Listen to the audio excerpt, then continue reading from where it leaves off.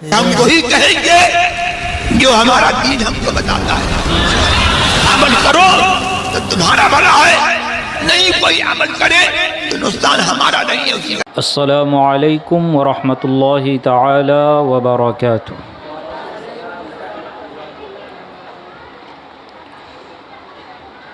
अल्हम्दुलिल्लाह अल्हम्दुलिल्लाहि रब्बिल आलमीन।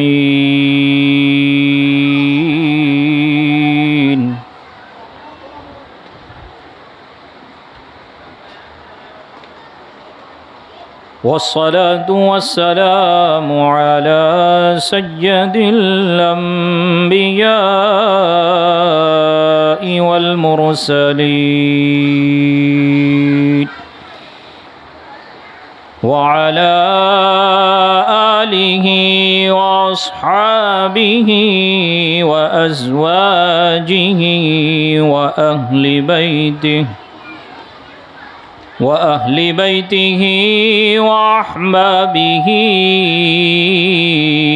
अजमाईन। अम्मा बअद फ़अऊज़ु बिल्लाहि मिनश शैतानिर रजीम।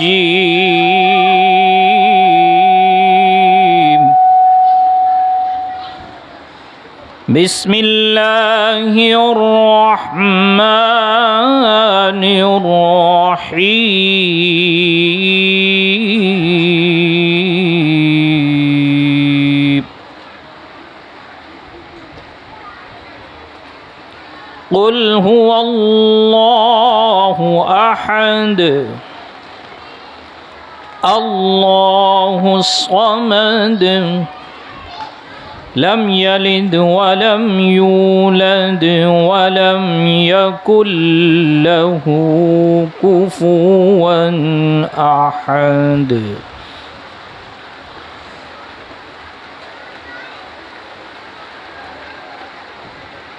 क़ाल रसूलुल्लाहि सल्लल्लाहु अलैहि वसल्लम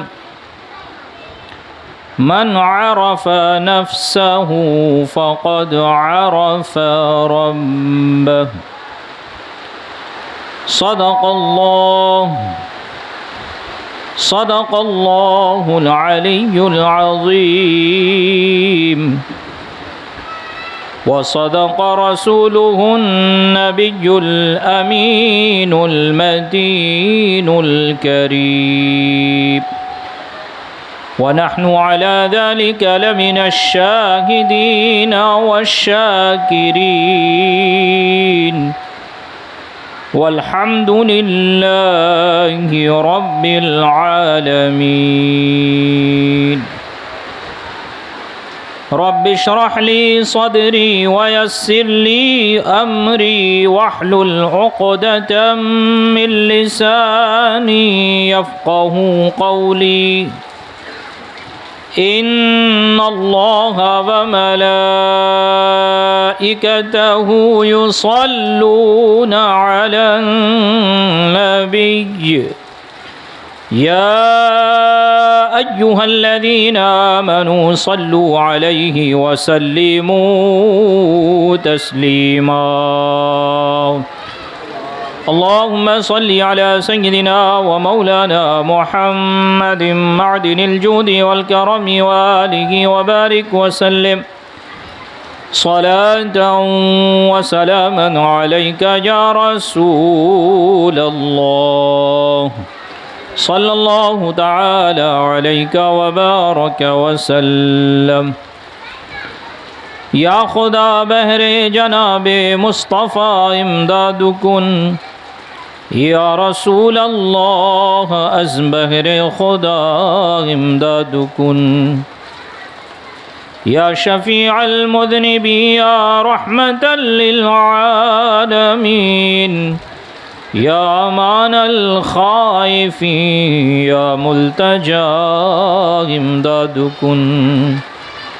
मुर्तज़ा शेर खुदा मरहब कुशा खैबर कशा सरवरा लश्कर कशा मुश्किल कोशा इमदाद कुन। या शहीद करबला या दाफ़े करबो बला गुलरुखा शहज़ादे गुलक़बा इमदाद कुन।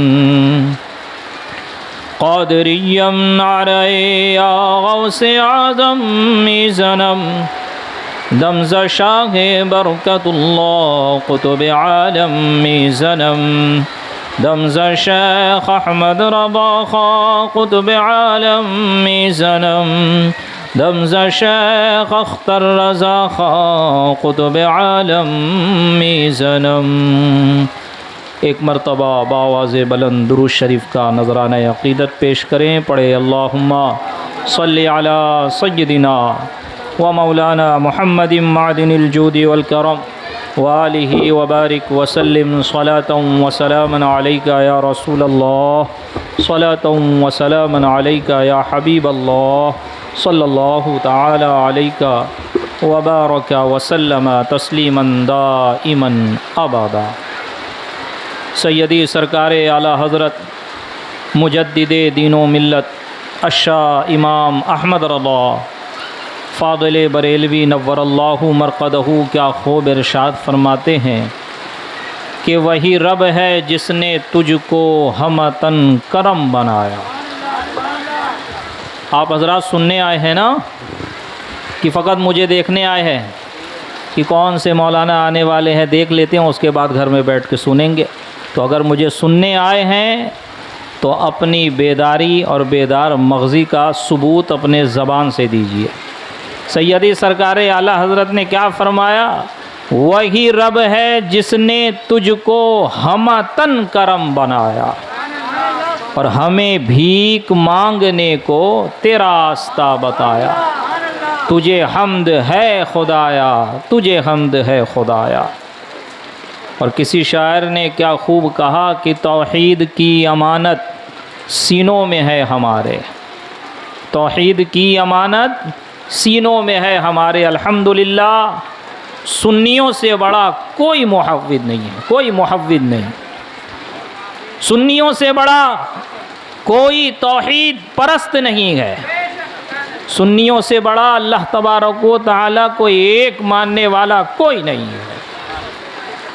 कि तौहीद की अमानत सीनों में है हमारे, और ये तौहीद की अमानत की बरकत है कि आसान नहीं मिटाना नामो निशा हमारा। कि इस्लाम की फ़ितरत में कुदरत ने लचक दी है, इस्लाम की फ़ितरत में कुदरत ने लचक दी है। तुम इसको जितना दबाओगे ये उतना उभरेगा। कि यहाँ पर देखे किसी मुल्क में इस्लाम और इस्लाम के मानने वालों को ख़त्म करने की नापाक कोशिश की गई तो देखने में ये मिला, और तारीख़ शाहिद है, और जिसे यकीन नहीं, ये कोई ढकोसलेबाजी नहीं, कोई हवाई किला नहीं, कोई ख़याली पलाव नहीं है। जाके तारीख़ उठाकर पढ़ें कि जिसने इस्लाम को कुचलने की कोशिश की वही नहीं तो उसकी नस्ल में अल्लाह तबारक व तआला ने उसको ईमान की दौलत से सरफराज फरमाया है। ये इस्लाम और दीन हक़ की सबसे बड़ी निशानी रही और निशानी है। और तौहीद की अमानत, ये बहुत बड़ा जुमला है अज़ीज़ान मिल्लत इस्लामिया। मैं शेर की तशरीह थोड़ी सी कर दूं, उसके बाद कुछ गुफ्तगू करूं, फिर उसके बाद मैं अपने असली टॉपिक पर आऊं कि तौहीद की अमानत ये क्या है। कि तौहीद की अमानत से मुराद ये है कि हम अल्लाह तबारक व तआला को अपना रब मानते हैं, अपना खालिक मानते हैं, अपना राज़िक मानते हैं, उसी को फ़ाइल हक़ीक़ी मानते हैं, उसकी ज़ात को वाजिबुल वजूद मानते हैं कि उसका वजूद होना ज़रूरी और लाजिम है, वाजिब है। अगर उसका वजूद ना रहे तो ये दुनिया ना रहे। वाजिबुल वजूद है, वही रज़्ज़ाक़ है, वही खल्लाक़ है, वही खालिक है, वही राज़िक़ है, वही सुनने वाला है। फ़ाइल हकीकी खालिक हकीकी वही है, और हम उसी एक खुदा की इबादत करते हैं, उसके सिवा किसी को हम माबूद नहीं मानते।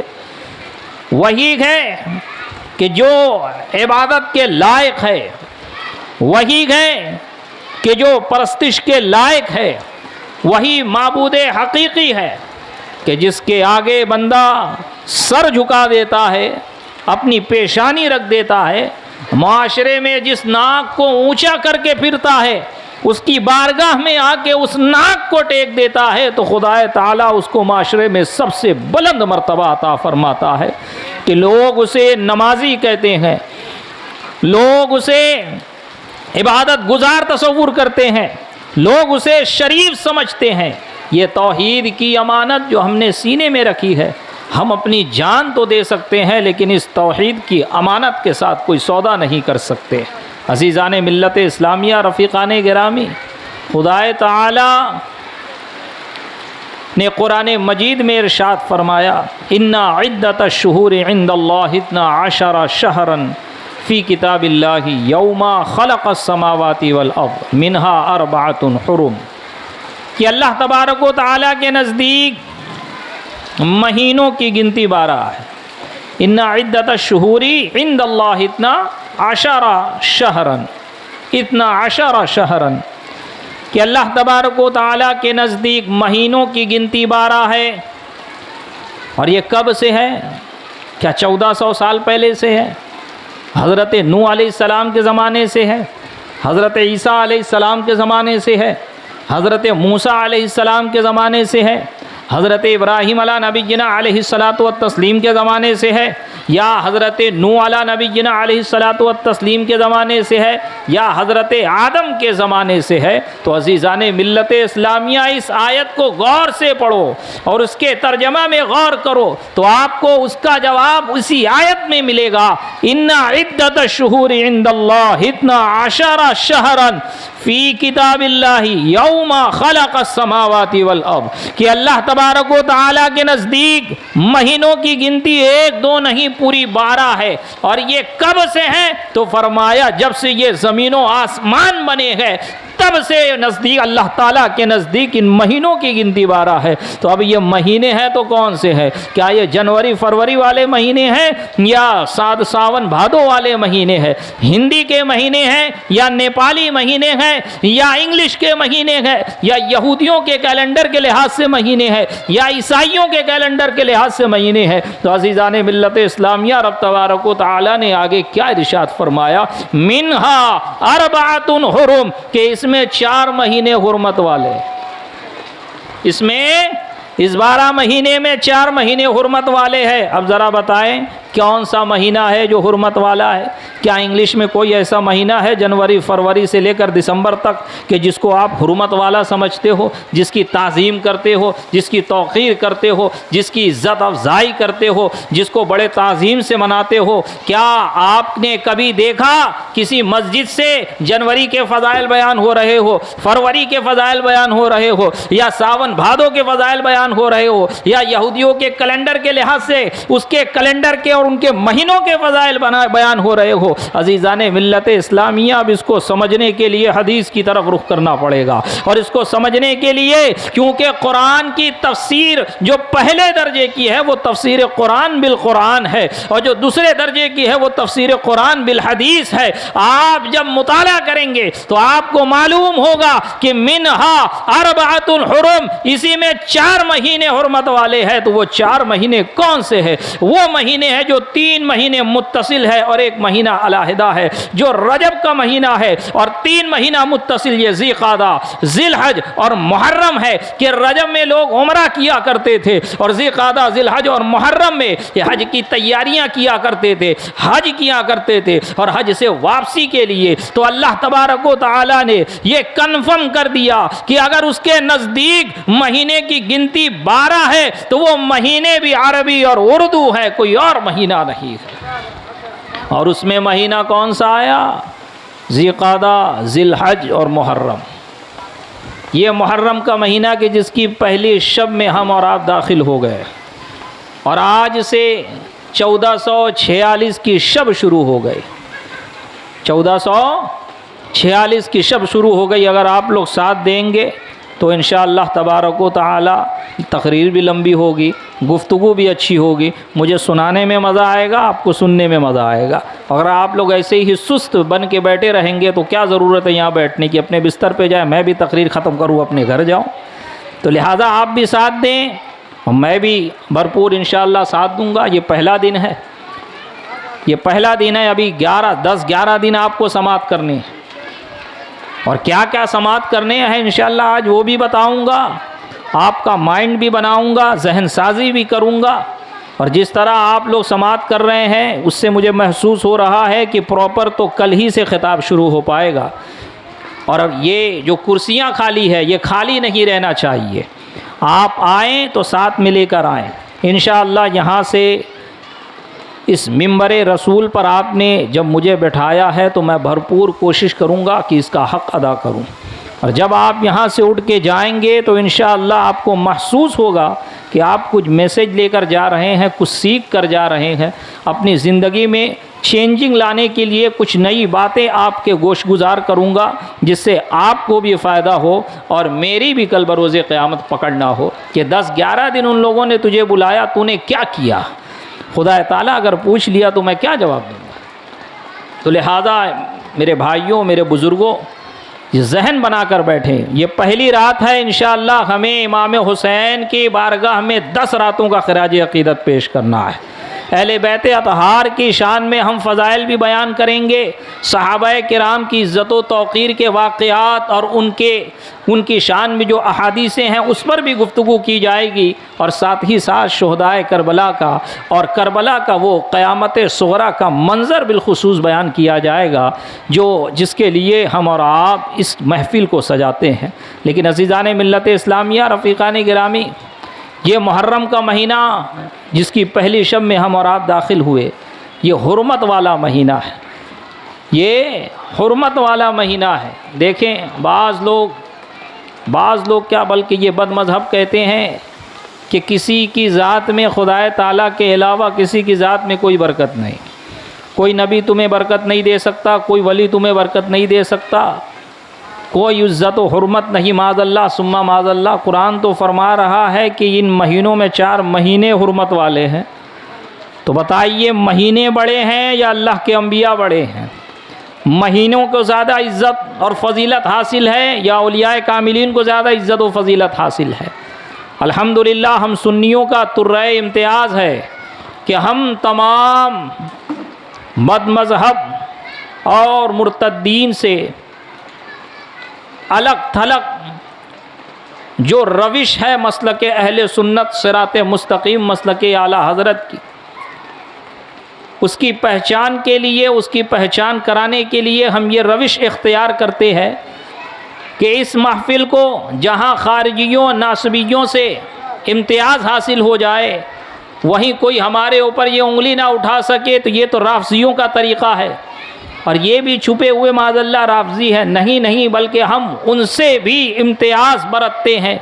इसीलिए हम अपनी महफ़िल का आगाज़ कभी तौहीद से करते हैं, कभी नबूवत और रिसालत पर बयान करके करते हैं, लेकिन बिलखुसूस ये करते ज़रूर है हम कि उसके बाद चारों खुलफ़ाए राशिदीन पर तकरीर की जाती है, उनके शान में क़सीदे पढ़े जाते हैं, उनके वाक़यात बयान किए जाते हैं, उनके खिलाफत के वाक़यात बयान किए जाते हैं। बिलखुसूस हज़रत उस्मान गनी और हज़रत मौला अली और हज़रत अमीर मुआविया रज़ियल्लाहु ताला अलैहिम अजमाइन के ज़माने के हालात बयान किए जाते हैं ताकि लोगों को समझ में आए और हकीकत हाल से लोग वाक़फ़ियत हासिल करें कि हम सहाबा के गुस्ताख नहीं गए और सहाबा की गुस्ताखी ये कितना बड़ा गुनाह है और कितना बड़ा जुर्म है। और इसका हमने ये तरीक़ा निकाला है कि मुहर्रम के महीने में लोगों का जहन बना होता है, लोग तैयार होते हैं, तो हम डायरेक्ट 10 दिन में करबला नहीं पहुंचाते,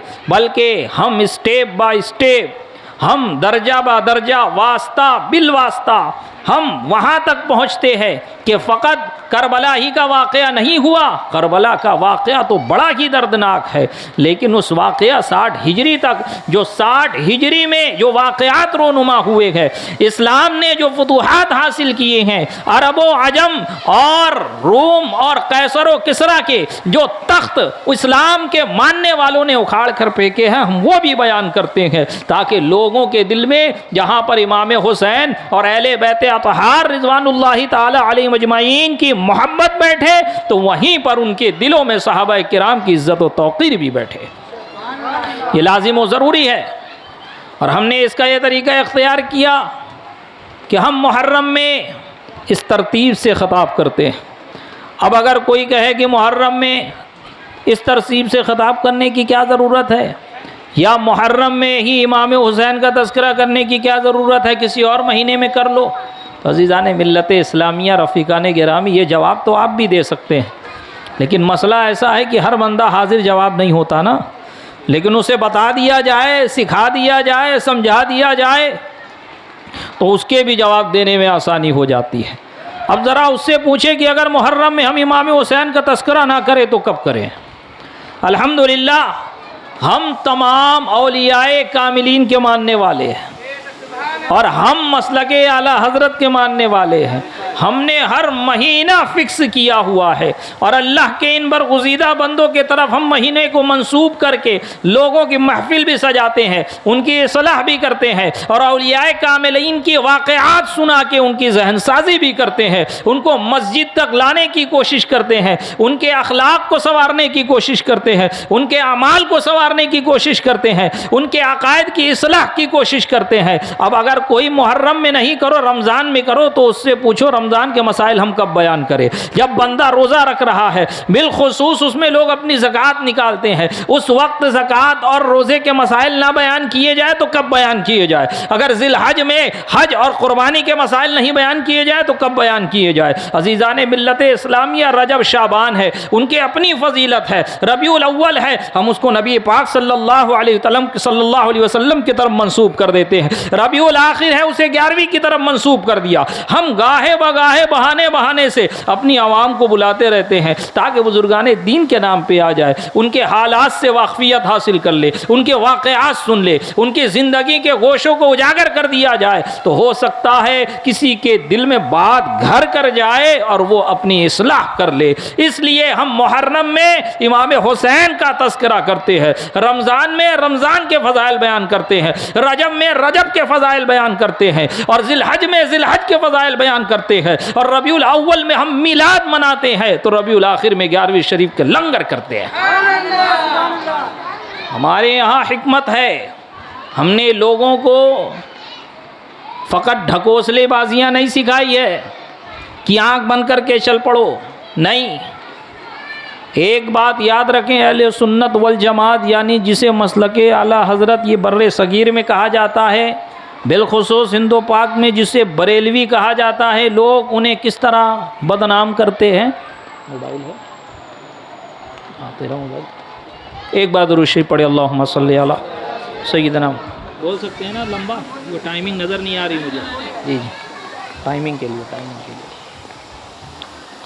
अल्लाहुम्मा सल्ली अला सय्यिदना मौलाना मुहम्मद मादिनिल जूदी वल करम व आलिहि व बारिक व सल्लिम सलातन व सलामन अलैका या रसूलल्लाह, सलातन व सलामन अलैका या हबीबल्लाह, सल्लल्लाहु तआला अलैका व बारक व सल्लम तस्लीमन दाइमन अबदा।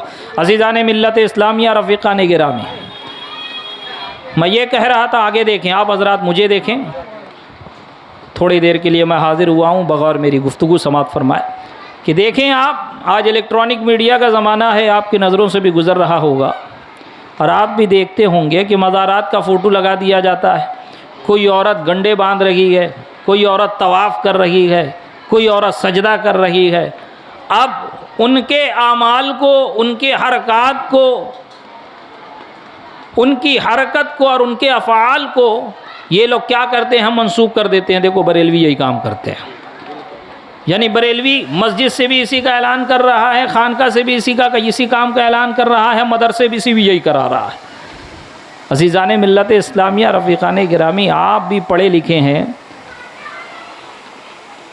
आप लोग भी कम से कम इतना तो जानते होंगे, अगर किसी मज़हब को समझना है तो उस मज़हब के मानने वालों से, उस मज़हब के मानने वालों की और उस मज़हब की किताब को देखा जाता है कि इस मज़हब की किताब में क्या लिखा है, क्योंकि ज़रूरी नहीं कि जिस मज़हब का जो मानने वाला है उसको अपने मज़हब के बारे में पूरी बात मालूम हो। तो उसकी किताब की तरफ रुख किया जाता है, क्या इसकी किताब में लिखा क्या है, जो इसकी किताब में लिखा है वही ये कर रहा है या कुछ और कर रहा है।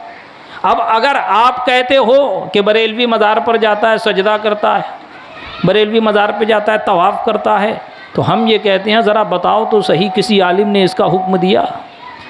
हम आपको, तो आप हमको बरेलवी कहते हैं, क्या सैयदी सरकार आला हज़रत ने इसका हुक्म दिया? क्या कभी किसी बरेलवी आलिम ने अपने किताब में ये बात लिखी कि मज़ार पे जाना तो सजदा ज़रूर करना, अगर सजदा नहीं किए तो काफिर हो जाओगे माज़अल्लाह? क्या किसी बरेलवी ने कहा या किसी बरेलवी आलिम ने ये बात अपने किताब में लिखी कि मज़ार पे जाना तो तवाफ़ ज़रूर करना, गंडे ज़रूर बांध के आना, सर पे खूब ज़्यादा अपनी चादर और फूल लेके जाना वरना तुम्हारी हाज़िरी कबूल नहीं होगी? आमाल किनके है? जाहिलों के। और इल्ज़ाम किस पे लगाया जा रहा है? उलमाए किराम पे। आपको एतराज़ हमारी जाहिल आवाम से है कि हमारी जाहिल आवाम जो दीन को समझती नहीं, दीन पढ़ती नहीं, वो बेदीनी के काम कर रही है, वो गलत राह पर चल पड़ी है कि सजदा करने से मना किया गया कि सजदा ताज़ीमी हराम और सजदा इबादत कुफ्र व शिरक है, कि अगर कोई सजदा ताज़ीमी करता है तो उसे हराम करार दिया जाएगा कि हरामकारी कर रहा है। इसलिए हम फ़ौरन सजदे पे कुफ्र का हुक्म नहीं लगाते कि अगर सजदा करना गैरुल्लाह को कुफ्र ही है तो क्या हज़रत आदम को सजदा नहीं किया गया? क्या हज़रत आदम अला नबीना अलैहिस्सलातु व तस्लीम को जब अल्लाह तबारक व तआला ने हुक्म दिया फ़रिश्तों को कि आदम को सजदा करो, तो क्या फ़रिश्तों ने सजदा नहीं किया? तो वो सजदा कैसा था? क्या वो सजदा माबूदी था? वो इबादत का सजदा था या ताज़ीम का सजदा था? वो ताज़ीम का सजदा था। जब हज़रत यूसुफ़ अलैहिस्सलाम के पास उनके वालिद आए और वो इलाके से यानी किला से बाहर निकल कर आए, शहर से बाहर निकल कर आए, और जब बाप बेटी की मुलाकात हुई और हज़रत यूसुफ़ अलैहिस्सलाम ने अपने वालिद को ऊपर उठाया, ऊपर बुलाया, तो सारे लोग हज़रत यूसुफ़ अलैहिस्सलाम और हज़रत याकूब अलैहिस्सलाम की तरफ देखकर सजदे में गिर पड़े। कुरान इन चीज़ों को बयान कर रहा है। तो क्या ये सजदा इबादत का सजदा था? क्या सब के सब हज़रत यूसुफ़ और हज़रत याकूब अलैहिस्सलाम को खुदा समझकर सजदा कर रहे थे? नहीं नहीं अज़ीज़ान मिल्लत इस्लामिया, किसी नबी से के बारे में यह गुमान भी नहीं किया जा सकता है कि वो अपने मानने वालों को इस चीज़ का हुक्म दे।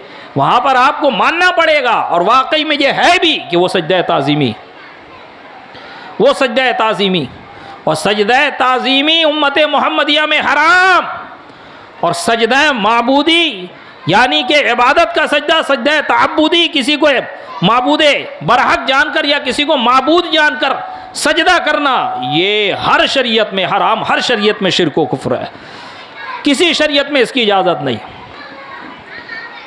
तो ये जाहिलों को देखकर हम पर इल्ज़ाम लगाते हैं, ये जाहिलों की हरकत को देखकर, किसी औरत को देख लिया, किसी जाहिल मर्द को देख लिया, तो हम यही कहते हैं तुम्हें जो एतराज़ है वो हमारी जाहिल आवाम कर रही है, और हमें तुम पर जो एतराज़ है वो तुम्हारे उलमा कर रहे हैं, वो तुम्हारे पेशवा कर रहे हैं कि सरकार की बारगाह में गुस्ताखी कर रहे हैं, सहाबा किराम की बारगाह में गुस्ताखी कर रहे हैं, खुदाए ताला की बारगाह में गुस्ताखी कर रहे हैं, और इन गुस्ताखियों की वजह से हम तुमसे एतराज़ रखते हैं।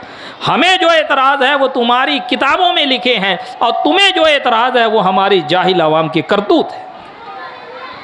अज़ीज़ान मिल्लत इस्लामिया, रफ़ीक़ान गिरामी, अल्लाह तबारक व तआला ने कुरान मजीद फ़ुरक़ान हमीद में इरशाद फरमाया, कुल हुवल्लाहु अहद अल्लाहुस समद लम यलिद वलम यूलद वलम यकुल लहू कुफुवन अहद। है महबूब, आप फरमा दीजिए कि अल्लाह वो एक है, अल्लाह वो एक है। दहरिया जानते हैं आप लोग? दहरिया, मैं इतनी आराम से गुफ्तगू इसलिए कर रहा हूँ कि कल और परसों ये गुफ्तगू नहीं हो पाएगी। जब वाक़यात शुरू हो जाएंगे तो सिर्फ वाक़यात चलेंगे, कहीं पर अगर कुछ बात आ गई तो बीच में कुछ मसाइल या अकायद से मुताल्लिक बढ़ के आगे बढ़ जाऊंगा, बताकर आगे बढ़ जाऊंगा, लिहाजा मेरी गुफ्तगू को गौर से सुने। दहरिया समझते हैं आप? नहीं समझते। कम्युनिस्ट समझते हैं? क्या कहते हैं उसको? Communist, atheist. एथिस्ट होते हैं जो अपने आप को क्या कहते हैं, हम किसी खुदा में यकीन नहीं रखते, हम खुदा में माज़अल्लाह यकीन नहीं रखते, कोई खुदा नहीं है, दुनिया अपने से चल रही है। अल्लाह तबारक व तआला ने उसी वक्त ऐलान फरमा दिया, ए महबूब आप फरमा दीजिए वो अल्लाह एक है, यानी अल्लाह है, वही माबूद हकीकी है, वही खुदा है, उसके अलावा कोई खुदा नहीं। और इसी का मफ़हूम हम बयान करते हैं अपने कलमा में, ला इलाहा इल्लल्लाह, कि खुदा ताला अल्लाह तबारक व ताला के सिवा उसके अलावा कोई माबूद नहीं। जितने भी है वो सब के सब बातिल है, वो सब के सब झूठे हैं। अगर खुदाए बरहक कोई है, इबादत के लायक कोई है, कोई ज़ात है जिसकी इबादत की जाए तो वो अल्लाह तबारक व ताला है। और फरमा दिया कुल, है महबूब फरमा दीजिए, कुल हुवल्लाहु अहद, वो अल्लाह एक है। अल्लाहुस समद, वो अल्लाह बेनियाज है। सारी दुनिया सारी मखलूक उसकी मोहताज है, वो किसी का मोहताज नहीं, वो बेनियाज है। लम यलिद वलम यूलद, ना तो उसने किसी को जना ना किसी ने उसको जना, ना उसका कोई बेटा है और ना उसका कोई बाप है। वलम यकुल्लहु कुफुवन अहद, और उसके बराबर का कोई नहीं, ना ही उसका कोई जोड़ा है। अल्लाह तबारक व तआला ने इस मुख्तसर सी सूरा में आप देखिए दहरियों का भी रद्द कर दिया कि जो कहते हैं खुदा कोई नहीं, खुदा ने फरमा दिया अल्लाह है। और जब अल्लाह तबारक व तआला ने ये बयान कर दिया कि अल्लाह है तो इससे पता चला कि दहरियों का रद्द खुद ब खुद हो गया। और जब अल्लाह तबारक व तआला ने फरमाया वो खुदा वो अल्लाह एक है, तो जो खुदाए ताला की वहदानियत का इकरार नहीं करते हैं, जो खुदाए ताला की वहदानियत का इनकार करते हैं और खुदाए ताला के साथ शिर्क करते हैं, तो उनका भी रद्द फरमा दिया। सुन लो, खुदा है वो खुदा कैसा है? वो अकेला है, तन्हा है, उसका कोई हमता नहीं, उसके कोई बराबर नहीं, उसका कोई जोड़ नहीं। और सुन लीजिए, ना तो खुदा की कोई बेटियां हैं, ना खुदा के कोई बेटे हैं, जैसा कि ईसाइयों ने अकीदा रखा कि हज़रत ईसा अलैहिस्सलाम को अपना अल्लाह तबारक व तआला का बेटा बना लिया, जैसा कि यहूदियों ने अकीदा रखा कि अल्लाह तबारक व तआला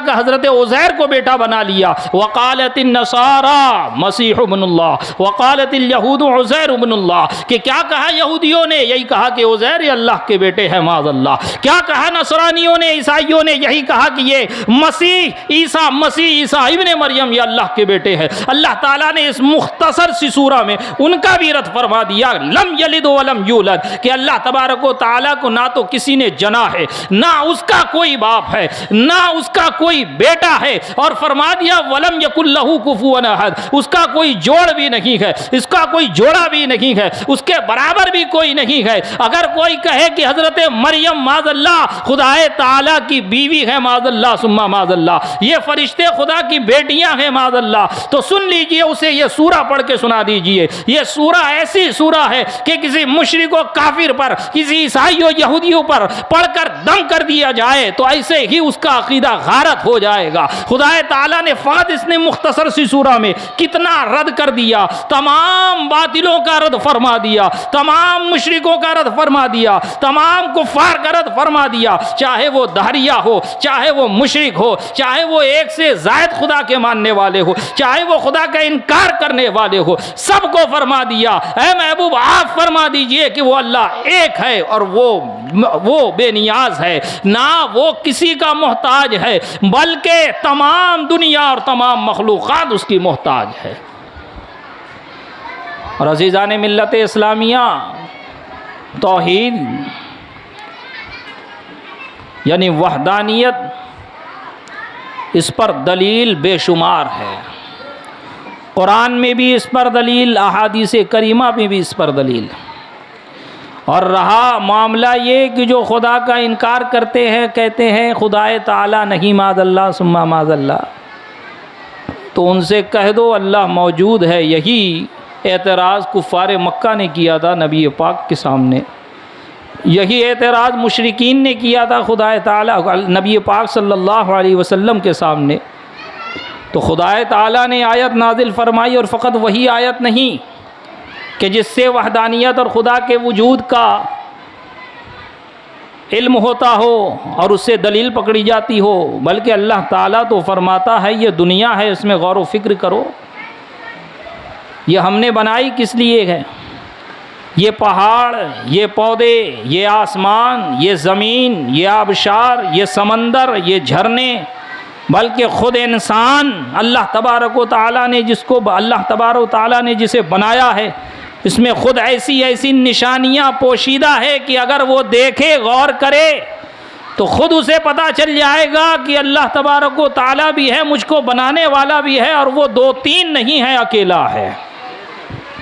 इसी को नबी पाक सल्लल्लाहु अलैहि वसल्लम ने फरमाया, मन आरफा नफ्सा फ़क़द आरफा रब्बा, कि अगर कोई शख्स अपने आप को जान ले तो वो अल्लाह तबारक व तआला को जान लेगा, वो वहदानियत का कायल हो जाएगा, वो अल्लाह तबारक व तआला की को माबूद मान लेगा और उसका कलमा पढ़ने लगेगा और उसकी इबादतों में मुस्तग़रक़ हो जाएगा। अज़ीज़ान मिल्लत इस्लामिया, जब कुफ़ार व मुशरिकीन ने एतराज़ किया, दलील मांगी, तो अल्लाह तबारक व तआला ने आयत नाजिल फरमाई, इन्ना फ़ी ख़ल्क़िस समावाति वल अर्ज़ि वख्तिलाफ़िल लैलि वन नहार वल फ़ुल्कि लती तजरी बिमा यनफ़उन नास व अंज़लल्लाहु मिनस समाई मिम्मा यनफ़अ बिल अर्ज़ बअद मौतिहा व बस्स फ़ीहा मिन कुल्लि दाब्बा व तस्रीफ़िर रियाहि वस सहाबिल मुसख़्ख़रि बैनस समाई वल अर्ज़ लआयातिन लिक़ौमिन याक़िलून, कि ये ज़मीन व आसमान इन्नफ़ी ख़ल्क़िस समावाति वल अर्ज़, ज़मीन व आसमान के बनाने में,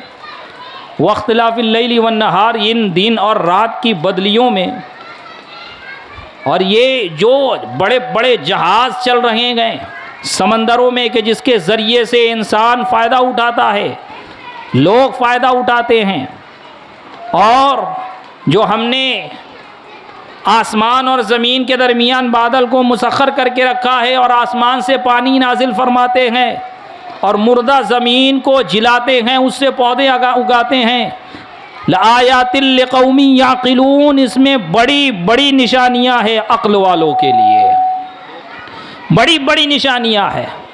जिसके पास अक्ल है उसको इतना ईमान रखना लाजिमो ज़रूरी है कि कोई है जो इस दुनिया को चला रहा है। जिसके पास अक्ल है, अगर उसके तक दावत नहीं पहुंची, उस तक कोई नबी या रसूल की दावत नहीं पहुंची, वो जंगल में रह रहा है, बिलफ़र्ज़ मान लीजिए वो जंगल में रहता है, उस तक किसी नबी और किसी रसूल की दावत नहीं पहुंची, तो अब उसकी अक्ल, तो अल्लाह ताला ने उसको अक्ल अता फरमाई है ना, तो अब उसके पास अक्ल होने की वजह से खुदा ने जो उसे अक्ल अता फरमाई है, उस पर लाजिम है कि इन बदलते हुए दिन और रात को देखकर, कि सूरज निकलता है फिर डूब जाता है, चाँद निकलता है फिर उसकी रोशनी मध्यम पड़ जाती है, रात होती है फिर दिन हो जाता है, कभी आसमान से पानी बरसने लगता है, कभी आसमान से सूरज की तपिश आती है, कभी ज़मीन गर्म हो जाती है, कभी ज़मीन से सब्ज़े उगते हैं, कभी ज़मीन जो है,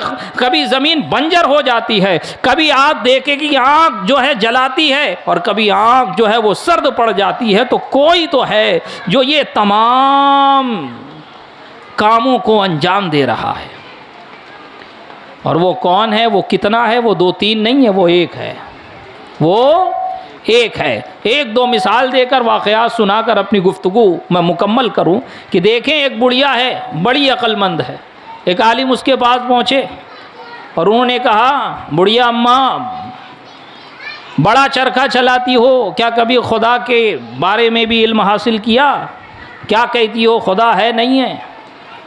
तो उस बुढ़िया ने कहा, क्यों नहीं, खुदा है। बोले अच्छा, बोले खुदा है तो उस पर दलील क्या है? बोले खुदा है, वो मौजूद है, उस पर दलील मेरा यही चरखा है। अच्छा, बोले बड़ी अक्लमंद महसूस होती हो, ज़रा बताओ तो खुदा के वजूद पे दलील इस चरखे से कैसे दे रही हो? तो वो कहने लगी, मौलाना साहब सुनिए कि ये चरखा है, मैं इसको चला रही हूँ तो चल रहा है, मैं अगर इसे छोड़ दूँ तो ये रुक जाएगा, तो पता चला कि इसको चलाने के लिए किसी का होना ज़रूरी है। क्या? इसको चलाने के लिए किसी का होना ज़रूरी है, अगर वो नहीं होगा तो चलेगा नहीं।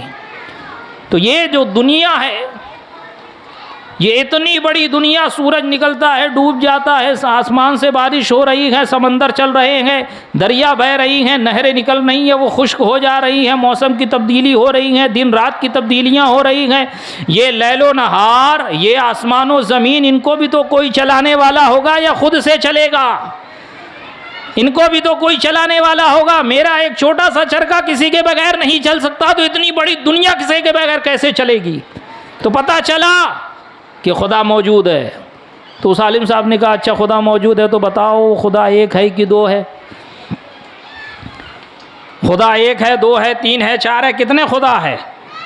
तो वो कहने लगी, मौलाना साहब खुदा एक है। अच्छा, बोले इस पे भी कोई दलील रखती हो या बग़ैर दलील के कह रही हो? तो कहा उस पे भी दलील है और उसकी दलील भी मेरा यही चरखा है। बोले क्या दलील है? तो कहा देखो मैं अकेले चला रही हूँ, अब अगर इसको चलाने वाली दो औरतें हो जाए तो या तो हम दोनों मिलकर साथ में एक ही तरफ चलाएंगे, या फिर ये कि वो अलग, उसकी सिमत अलग हो, मेरी सिमत अलग हो, मैं दाएं चलाऊं तो वो बाएं चलाए। तो अब अगर दोनों मिलकर साथ में चलाएंगे तो ये मामूली रफ्तार नहीं, गैर मामूली रफ्तार हो जाएगी।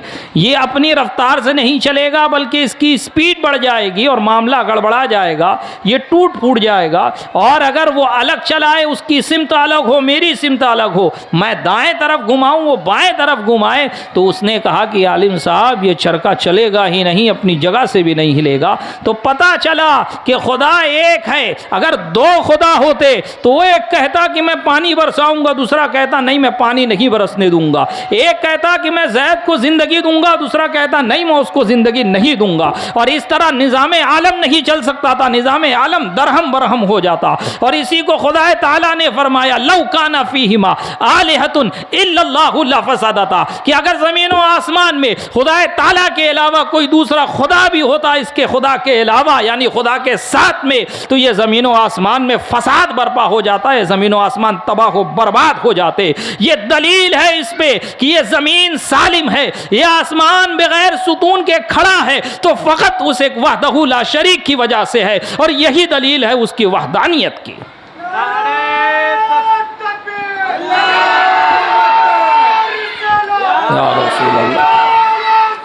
जिंदाबाद जिंदाबाद जिंदाबाद जिंदाबाद, अल्लाहु अकबर। अज़ीज़ाने मिल्लत इस्लामिया, मैंने क्या कहा था?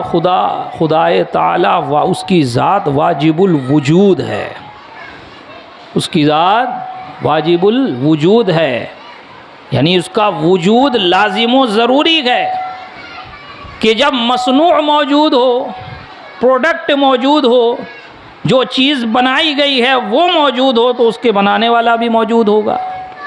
है ये स्टेज जिसने बनाया है, लगाया है, ये ऐसे ही लग गया या किसी ने इसको लगाया है?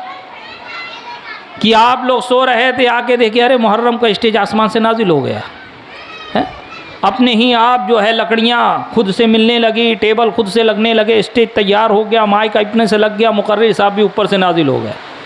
ऐसा हुआ? नहीं, बल्कि इसको किसी ने बनाया होगा, फिर उसके बाद इसने किसी ने इसको लगाया होगा।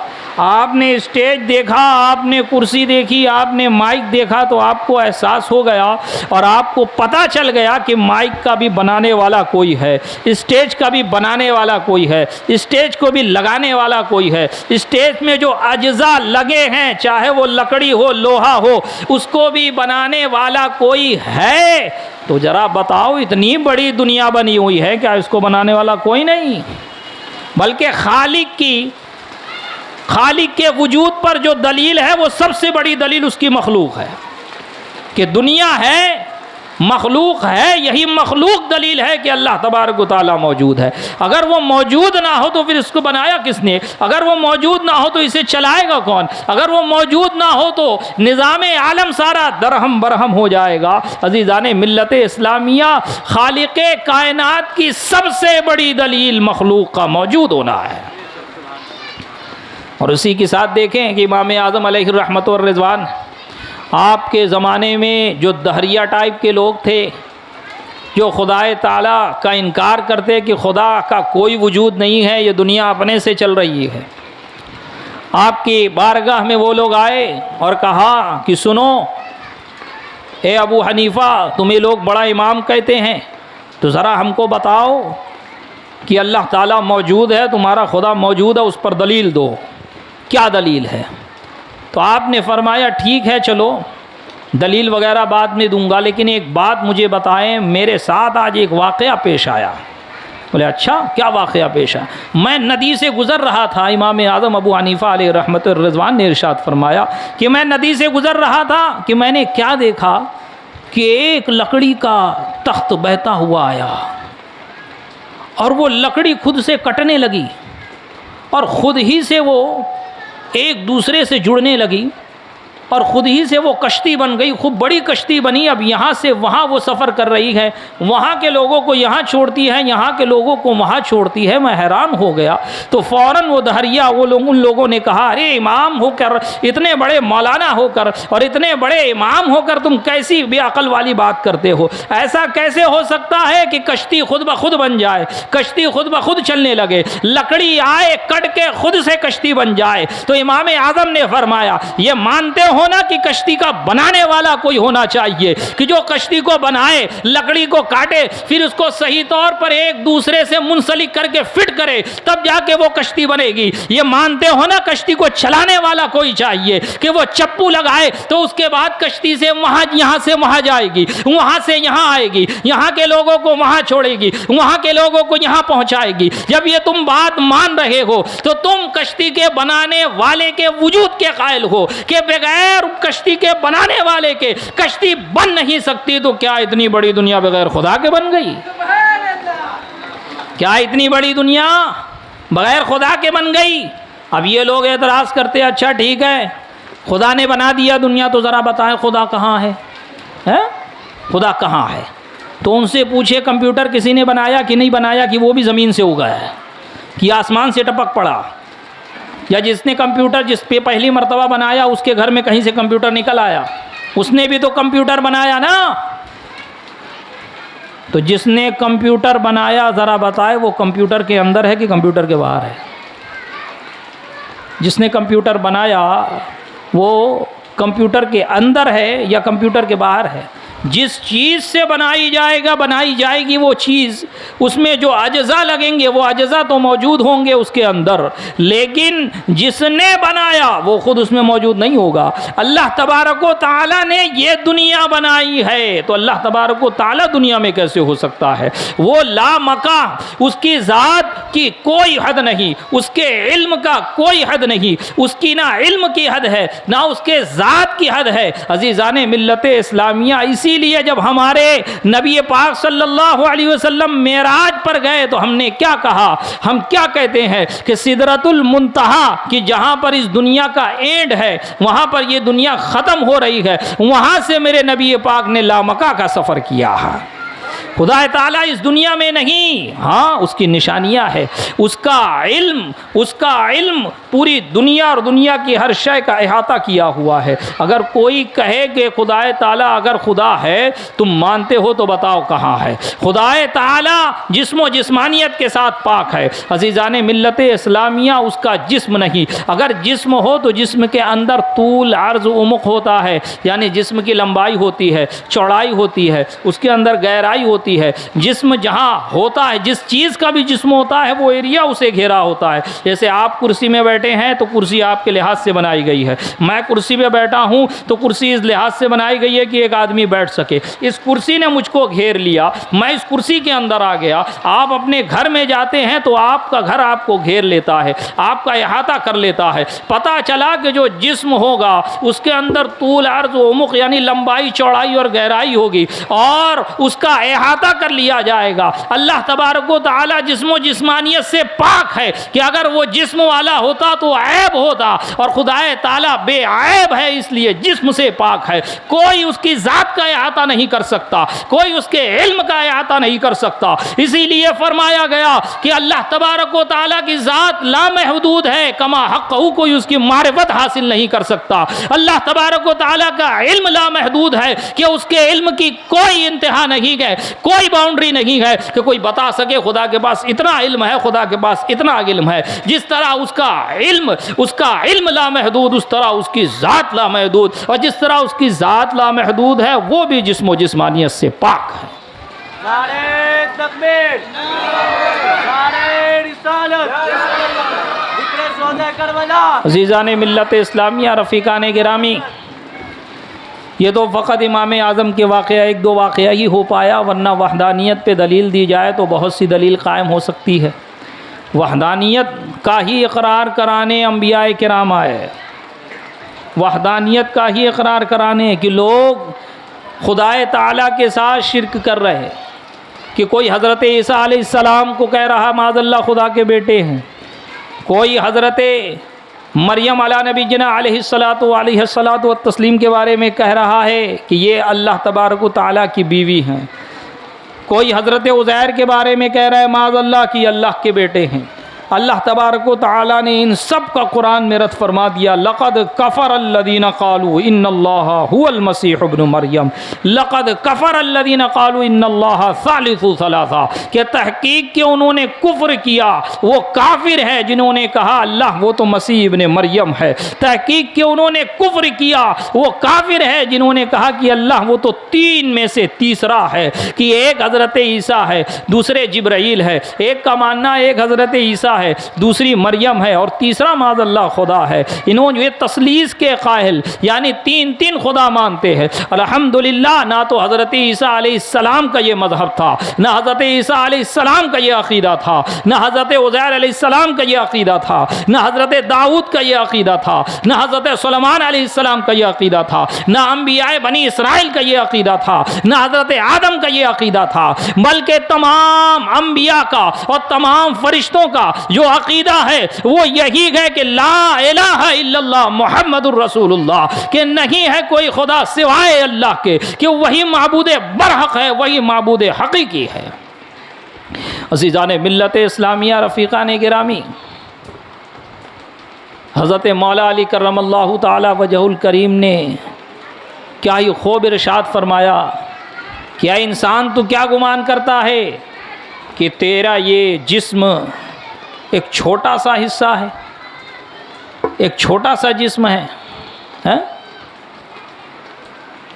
कि तेरा ये जिस्म तू समझता है कि बहुत छोटी दुनिया है, बहुत छोटा जिस्म है। फरमाया नहीं, ये तो आलम अकबर है, ये तो बहुत बड़ी दुनिया है, ये छोटी सी दुनिया नहीं है, ये बहुत बड़ी दुनिया है। कि बंदा अगर इसमें गौर व खौस करने लगे, बंदा अगर इसका मुशाहिदा करने लगे, बंदा अगर इसमें जांच पड़ताल करने लगे कि क्या क्या चीज़ है, मेरा जिस्म किस तरह काम कर रहा है, दिल किस तरह काम कर रहा है, दिमाग किस तरह काम कर रहा है, आँखें किस तरह काम कर रही है, हाथ किस तरह काम कर रहे हैं, कान की समाअत किस तरह काम कर रही है, आँखों की बिनाई किस तरह काम कर रही है, क़ुव्वत हाफ़िज़ा किस तरह काम कर रही है, मेरा पैर चलता, मैं पैर के जरिए से चलता किस तरह हूं, ये किस तरह काम कर रहा है, मेरा पेट किस तरह काम कर रहा है। अगर बंदा इसी में गौर खौज करने लगे तो उसे पता चले ये मेरे बस में नहीं है। जिस्म तो मेरा है लेकिन मेरे बस में नहीं है कि मैं दिल की धड़कन 1 मिनट के लिए रोक दूं। जिस्म तो मेरा है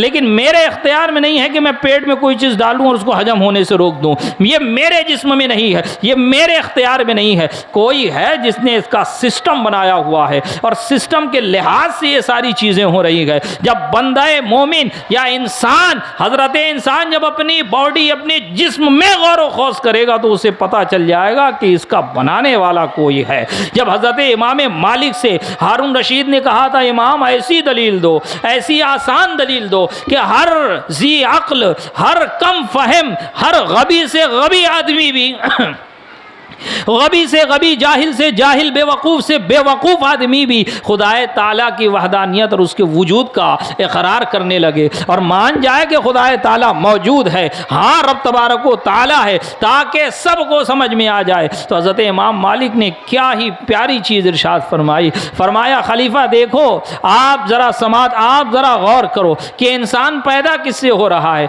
इंसान एक गंदे पानी, एक हकीर पानी है, एक हकीर से नुतफ़े से पैदा हो रहा है। जब एक मर्द और औरत आपस में मिलाप करते हैं, वो पानी जब सुल्ब से निकलकर सदफ में पहुंचता है, रहम में पहुंचता है, उसके बाद बच्चा पैदा होता है। तो आप देखें कि वो पानी के ज़रिए से इंसान पैदा हो रहा है और करोड़ों लाखों इंसान है उसी पानी से पैदा हो रहे हैं, लेकिन सबकी आँख है, सबकी नाक है, सबकी पेशानी है, सबके खद्दो खाल है, लेकिन हज़ारों लाखों करोड़ों इंसान में भी ऐसा नहीं है कि 1000 इंसान एक जैसे दिख रहे हैं, 1 लाख इंसान एक जैसे दिख रहे हैं, 1 लाख औरतें एक जैसी दिख रही हैं। हर इंसान में वही चीज़ है, सब नुतफ़े से पैदा किए गए, अपने बाप के नुतफ़े से पैदा किए गए, अपनी माँ के पेट से पैदा किए गए, लेकिन देखो लाखों करोड़ों इंसान है, सबके खद्दो खाल अलग, सबके नाक नक्शा अलग। कौन है जो इसको बना रहा है? अगर इस पे गौर किया जाए तो पता चलेगा एक खालिक है जो इल्म और हिकमत वाला है, जो सनात वाला है और जो हिकमत के साथ अपनी मखलूक को पैदा फरमा रहा है। अज़ीज़ान मिल्लत इस्लामिया, हकीकत को कबूल करने के लिए एक मिसाल काफ़ी, एक वाक़या काफ़ी। हक़ को तस्लीम करने के लिए एक मिसाल काफ़ी, एक वाक़या काफ़ी। और अगर कोई हक़ को तस्लीम न करना चाहे, उसकी खबासत उसे तस्लीम न करने दे, उसकी हरदर्मी उसे तस्लीम न करने दे, तो हज़ारों हज़ार दलील भी उसके लिए नाकाफ़ी है। पूरा कुरान मौजूद है जो अल्लाह तबारक व तआला की वहदानियत का इकरार कर रहा है, ऐलान कर रहा है, खुदाए ताला के वजूद का इकरार कर रहा है, ऐलान कर रहा है। लेकिन आप देखें कि कोई यहूदी, नसरानी, ईसाई, मुशरिकीन उसके वहदानियत का इकरार करने को तैयार नहीं, खुदाए ताला की इबादत और उसके माबूद होने के कायल नहीं, इसलिए कि उनके लिए बदबख्ती लिख दी गई है। ये हमारे हिस्से में थी। अल्लाह तबारक व तआला ने हमें तौहीद की अमानत अता फरमाई है। तो मुसलमानों, मुसलमान होना जितनी बड़ी फ़जीलत की बात है, उससे बड़ी फ़जीलत की बात है मुसलमान मरना। कि अल्लाह ताला ने फरमाया या अय्युहल्लज़ीना आमनुत्तकुल्लाह हक़्क़ तुक़ातिही वला तमूतुन्ना इल्ला व अंतुम मुस्लिमून। कि ऐ ईमान वालो, अल्लाह से डरो जैसा कि उससे डरने का हक़ है।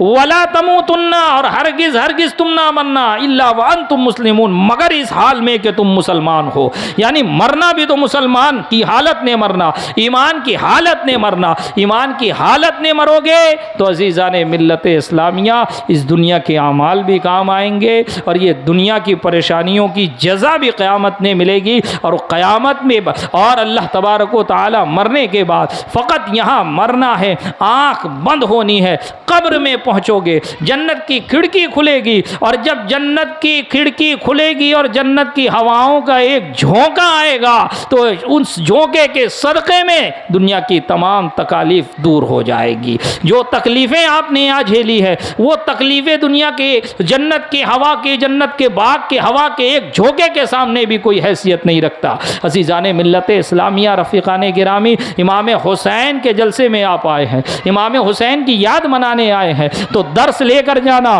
कि इमाम हुसैन ने यजीद के सामने अपना हाथ नहीं फैलाया है, यजीद के सामने अपनी कमज़ोरी नहीं पेश की, मैं तो अकेला आया हूँ, मुझे छोड़ दो, मुझे मत मारो। नहीं नहीं, आप चाहते तो आप यजीद के हाथ पर बैत करते और वहाँ से निकल लेते। बाद में आप जो है इनकार कर देते कि मैंने उसकी बैत तोड़ दी है। आप रुखसत पर अमल कर सकते थे, लेकिन आपने रुखसत पर अमल नहीं किया, आपने अजीमत पे अमल करके लोगों को दिखा दिया। ऐ दुनिया के रहती दुनिया तक रहने वाले मुसलमानों और दुनिया वालों, सुन लो कि अगर ये मोहम्मद अरबी सल्लल्लाहु अलैहि वसल्लम का दीन है, तो इस पे अगर आँच आएगी तो सबसे पहले उनकी औलाद खड़ी होगी, सबसे पहले उनकी औलाद उसका दिफा करेगी। आप तने तनहा नहीं गए, अपने आला औलाद को लेकर गए और सारी घर घर वालों की कुर्बानियाँ पेश की, किसके लिए की? अल्लाह के दीन के लिए की, नाना के दीन के लिए की, नाना के शरीयत को बचाने के लिए की। वरना अज़ीज़ान मिल्लत इस्लामिया,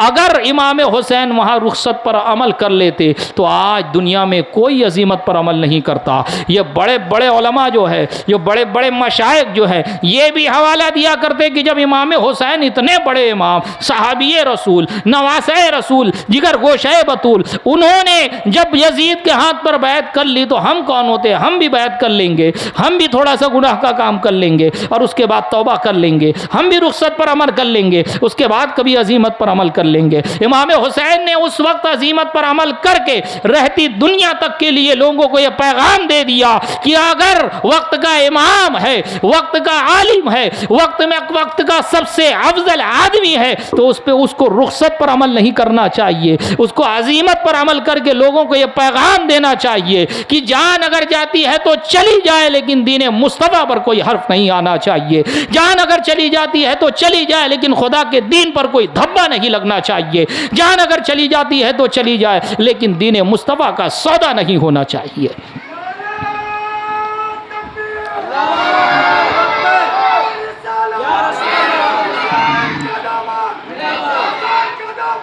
नहीं छोड़ेंगे। सुभान अल्लाह, सुभान अल्लाह।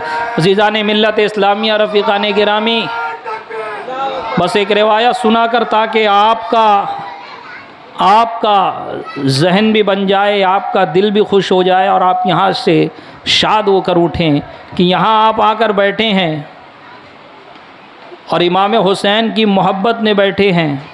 इमाम हुसैन से आप मोहब्बत क्यों करते हैं? क्या इमाम हुसैन ने आपके बैंक में बैलेंस भेज दिया? क्या इमाम हुसैन ने आपका घर का खर्चा उठा लिया? क्या इमाम हुसैन ने आपकी बज़ाहिर आके कोई मदद कर दी? नहीं, कोई दुनियावी फ़ायदा, कोई दुनियावी लगाव नहीं। आप इमाम हुसैन से मोहब्बत करते हैं तो अल्लाह और रसूल के लिए करते हैं। आप इमाम हुसैन से मोहब्बत करते हैं तो अल्लाह और उसके रसूल के लिए मोहब्बत करते हैं, जिसको अहादीस करीमा में कई अल्फाज में जा बजा इरशाद हुआ, फरमाया अल हुब्बु लिल्लाह वल बुग़्ज़ु फिल्लाह, कि मोहब्बत की जाए तो अल्लाह ही के लिए की जाए, दुश्मनी की जाए तो अल्लाह ही के लिए की जाए। और जो अल्लाह के लिए एक दूसरे से मोहब्बत रखे, जो अल्लाह के लिए एक दूसरे से दोस्ती रखे, अगर एक शख्स मशरिक में हो दूसरा मगरिब में हो तो कल बरोज़े क़यामत अल्लाह ताला उन दोनों को मिला देगा और फरमाएगा ये लो तुम एक दूसरे से मोहब्बत मेरे लिए किया करते थे। तो अज़ीज़ान मिल्लत इस्लामिया, इधर चैम्बूर में बैठ के आप लोग अगर इमाम हुसैन की याद मना रहे हैं, उनकी मोहब्बत में महफिल सजा रहे हैं, तो कल बरोज़े क़यामत खुदा ताला आपको और हमको इमाम हुसैन से मिलाएगा कि ये लो इमाम हुसैन है, इनसे तुम मोहब्बत करते थे, तुम मेरे लिए मोहब्बत किया करते थे, इनके अगर इश्क में तुम जलते थे तो मेरे लिए जला करते थे, तुम अगर इनसे अकीदत रखते थे तो मेरे लिए अकीदत रखते थे। ये इमाम हुसैन है, ये मेरा बंदा है, तुमने इससे मोहब्बत की, मेरे लिए की, अब इसी के साथ तुम्हारा हश्र होगा। तो लिहाजा अज़ीज़ान मिल्लत इस्लामिया, हमारी ये मोहब्बत न दुनिया में रायगा जाएगी न आखिरत में रायगा जाएगी, बल्कि आखिरत तो दूर की चीज़ है, दुनिया में भी काम आएगी और कब्र में भी काम आएगी, इंशाअल्लाह ज़रूर काम आएगी। और यहाँ पर जब हम सच्ची मोहब्बत रखेंगे, और सच्ची मोहब्बत किसे कहते हैं? फ़कत ज़बानी दावा नहीं, फ़कत ज़बानी दावा नहीं कि हम मोहब्बत करते हैं, मोहब्बत करते हैं इमाम हुसैन के नक्शे कदम पर चल कर दिखाए। मोहब्बत का हक़ उस वक्त अदा होगा जब आपकी मसाजिद भरी रहे, मोहब्बत का हक़ उस वक्त अदा होगा जब आप अपने घर में हुकूकुल्लाह, हुकूकुल इबाद का भरपूर ख्याल रखें। मोहब्बत का हक़ उस वक्त अदा होगा जब आप अपनी ज़िंदगी को इमाम हुसैन की ज़िंदगी की तरह बनाने की कोशिश करें। मोहब्बत का हक़ उस वक्त अदा होगा कि आप तमाम काम से पहले दीन और शरीयत को मुक़द्दम रखें, दीन को मुक़द्दम रखें, शरीयत को मुक़द्दम रखें, तो इंशाअल्लाह आप दुनिया में भी कामयाब हो जाओगे, आखिरत में भी कामयाब हो जाओगे। अल्लाह तबारक व तआला की बारगाह में दुआ है, मौला करीम हम तमाम के ईमान की हिफाजत फ़रमाए, हम तमाम का ख़ात्मा बिल खैर फ़रमाए, हम तमाम का कल बरोज़े क़यामत हश्र इमाम हुसैन और उनके रफ़क़ा के साथ फ़रमाए। कहने सुनने में किसी किस्म की कोई खामी, कोई गलती, क़स्दन और सहवन कुछ गलत बयानी हो गई हो तो खुदा ताला अपने फ़ज़ल से उसे मुआफ़ फरमाए। अस्तग़फ़िरुल्लाह अस्तग़फ़िरुल्लाह अस्तग़फ़िरुल्लाह अस्तग़फ़िरुल्लाह रब्बी मिन कुल्लि ज़ंबिन व अतूबु इलैहि व आख़िरु दावाना अनिल हम्दुलिल्लाहि रब्बिल आलमीन। अस्सलामु अलैकुम।